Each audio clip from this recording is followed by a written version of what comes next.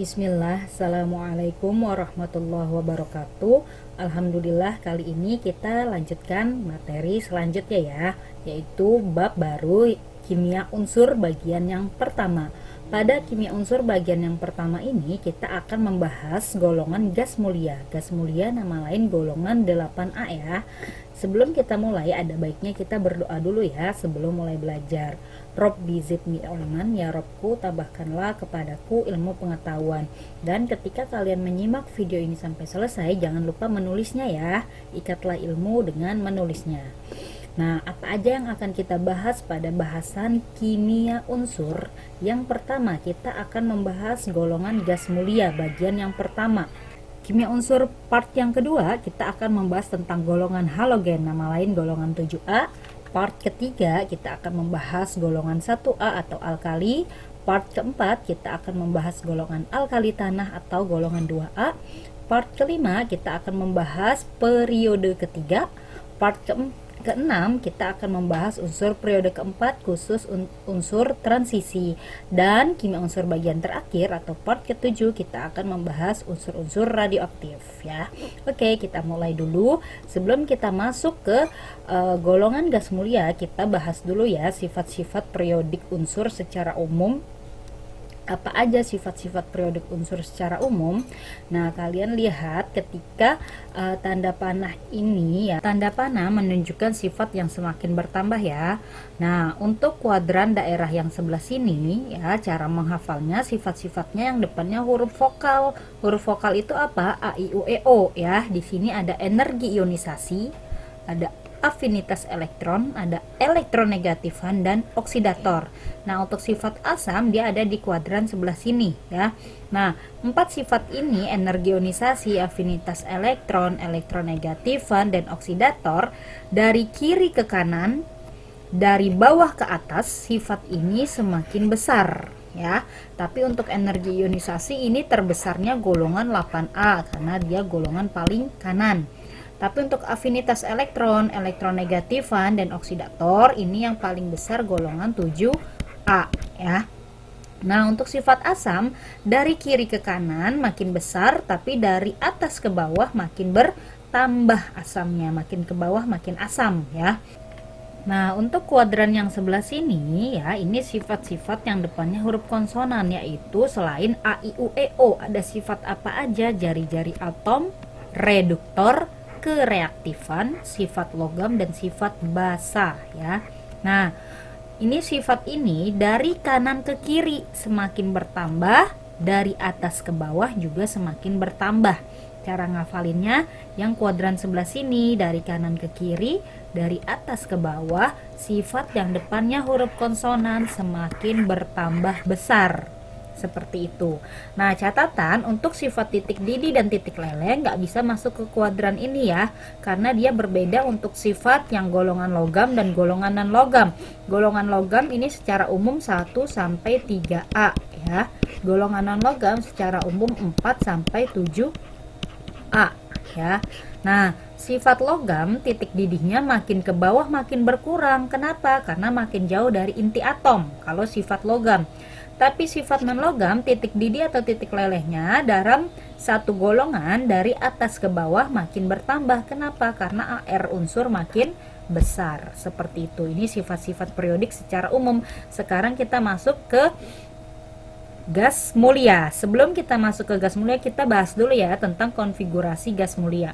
Konfigurasi gas mulia terdiri dari unsur He, Ne, Ar, Kr, Xe, dan Rn. Nah, ini harus hafal unsurnya ya. Biasanya dibuat singkatan supaya hafal. Nah, nyingkatnya seperti ini. Heboh negara Arab karena serangan ranjau ya. Nomor atomnya juga harus ingat. He nomor atomnya 2, Ne 10, Ar 18, Kr 36, Xe 54, Rn 86. Ini konfigurasi elektronnya. Kalau kita lihat, ini konfigurasi atom bor ya. Kalau yang sebelah kiri konfigurasi mekanika kuantum. Terakhirnya semua elektron terisi penuh. Kalau He penuhnya duplet, 2 elektron. Selain He, si Ne, Ar, Kr, Xe, dan Rn semua elektronnya oktet ya. Nah, Oktet itu 8 elektron. Kalau 2 ini duplet ya. Selain dari He semuanya oktet. Oktet itu 8 elektron dan ini konfigurasi yang stabil. Kapan disebut stabil? Kalau elektron terisi penuh. Penuh itu duplet, itu khusus untuk He. Selain He berarti oktet ya. Nah, gas mulia ini terkenal stabil. Kenapa dia stabil? Apa yang menyebabkan gas mulia ini stabil? Karena susunan elektron terisi penuh. Penuh itu duplet dan oktet. Nah, terus apalagi sebabnya dia stabil? Karena energi ionisasinya sangat besar, sedangkan afinitas elektronnya kecil. Nah, akibatnya gimana nih dia stabil? Mengakibatkan gas mulia ditemukan di alam dalam keadaan bebas atau monoatomik, tidak berikatan dengan unsur lain, seperti itu ya. Nah, kita lanjut ke gas mulia golongan 8A. Sifat-sifatnya apa aja ya? Nah, di sini kalau kita lihat helium He ini gas mulia yang paling banyak di alam. Ne argon gas mulia yang paling banyak di udara atau atmosfer bumi ya. Rn dan Og ini ya, ini gas mulia yang bersifat unsur radioaktif. Nah, unsur gas mulia yang sudah dapat dibuat senyawa ini sebenarnya gas mulia kan ditemukan di alam dalam keadaan unsur bebas. Nah, tapi dia baru-baru ini bisa dibuat senyawa. Senyawa ini nggak ada di alam, dia bisa adanya karena dibuat atau disintesis. Siapa aja unsur yang bisa dibuat? Yaitu Xe, R, Kr, dan Rn. Dan syaratnya dia hanya bisa bersenyawa dengan unsur F atau O ya. Nah, senyawa gas mulia yang pertama kali berhasil disintesis yaitu XePtF6, yaitu unsur xenon ya, dan ini adanya dibuat, tidak ada di alam. Seperti itu. Kita lanjut warna-warna lampu gas mulia ya. He seperti ini, Ne, argon, kripton, Xe, dan ini semuanya berwujud gas, warna-warna lampu gas mulia. Nah, sifat fisis gas mulia atau sifat fisik gas mulia apa aja? Gas mulia yang pertama ini monoatomik, beratom satu atau tidak berikatan atau unsur bebas ya. Yang kedua, sifat fisisnya tidak berwarna, tidak berasa, dan tidak berbau.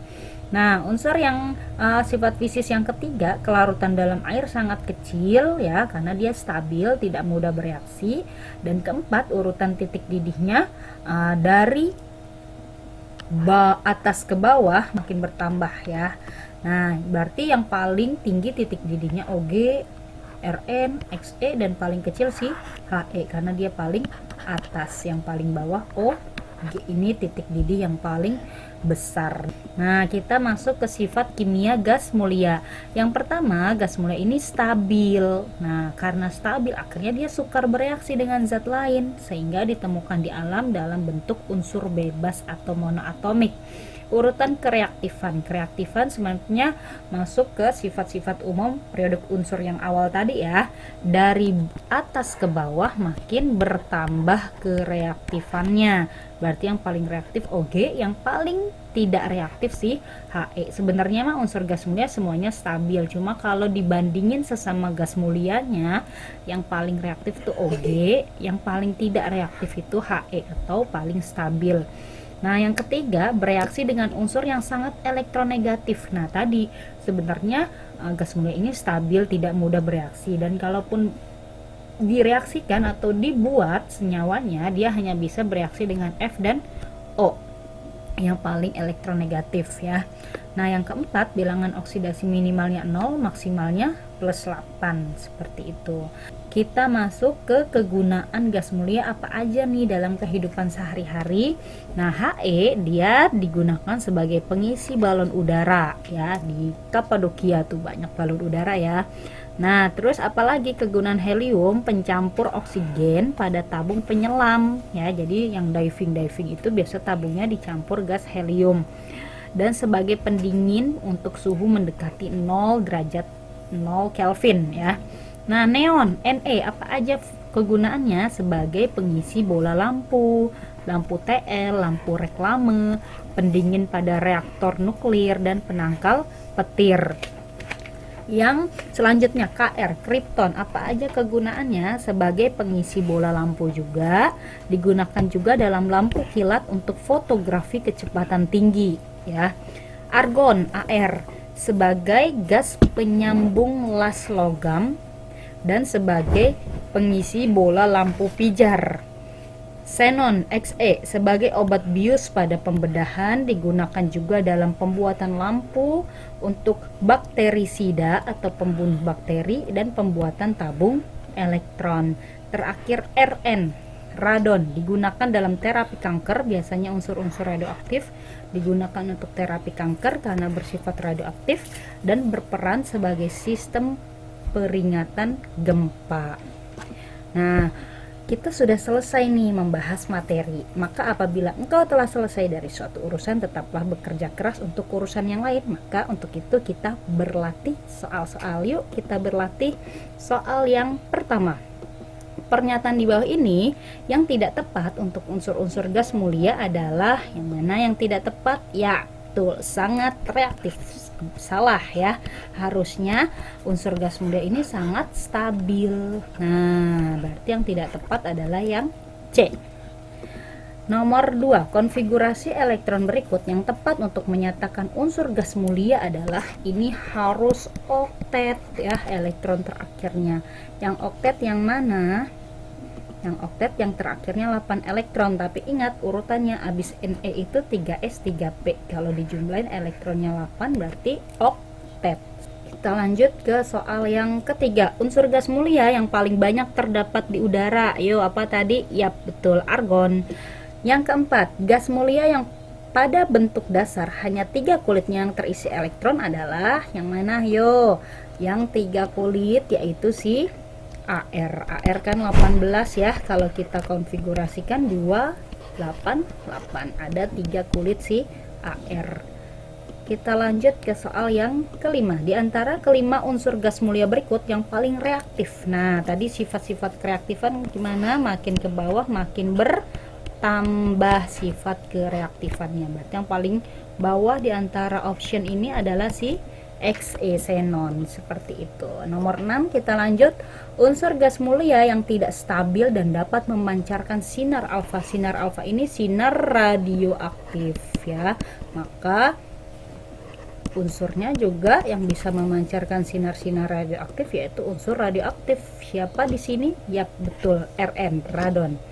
Kita lanjut ke soal yang ketujuh. Kereaktifan gas mulia sebanding dengan jari-jarinya. Unsur gas mulia dengan jari-jari atom terkecil. Nah, sifat jari-jari gimana? Makin ke bawah jari-jari makin bertambah besar ya. Nah, maka yang terkecil yaitu yang paling atas, He, helium. Nah, yang ke-8, unsur gas mulia berikut yang memiliki potensial energi ionisasi paling besar adalah, ayo, energi ionisasi, sifat huruf vokal, makin ke atas makin bertambah besar energi ionisasinya. Maka energi ionisasi terbesar adalah He karena yang paling atas. Soal yang ke-9, unsur gas mulia yang memiliki bilox plus 4 terdapat pada senyawa. Yap, betul, KRO2 ini seperti kita menentukan bilox pada bab redox ya. KRO2 totalnya harus 0, bilox O itu min 2 kali 2 min 4 supaya 0, KR nya plus 4. Berarti bilox gas mulia yang plus 4 adalah KRO2. Nomor 10, unsur gas mulia yang paling mudah bersenyawa dengan unsur fluorin adalah tadi yang bisa dibuat senyawanya yang disintesis si XeBTF6.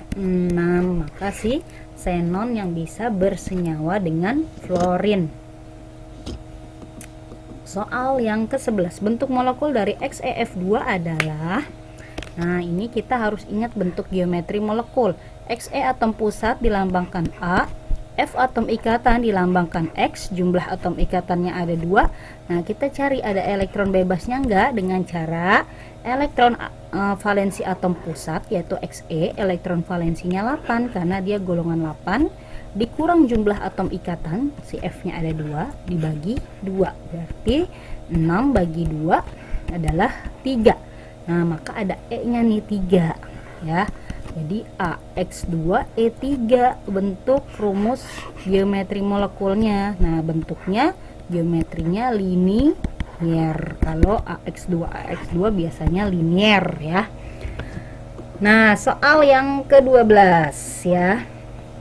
Unsur gas mulia yang digunakan untuk pengisi tabung TV, yaitu apa tadi? Ya, betul, neon atau Ne, seperti itu ya. Soal selanjutnya nomor 13. Unsur gas mulia yang terdapat dalam balon gas meteorologi adalah, ayo tadi apa di kegunaannya? Yap, betul, si He, pengisi balon gas meteorologi. Soal ke-14. Unsur gas mulia yang digunakan sebagai pengisi bola lampu pijar. Apa tadi yang pengisi bola lampu pijar? Yaitu si Ar. Betul, mudah ya.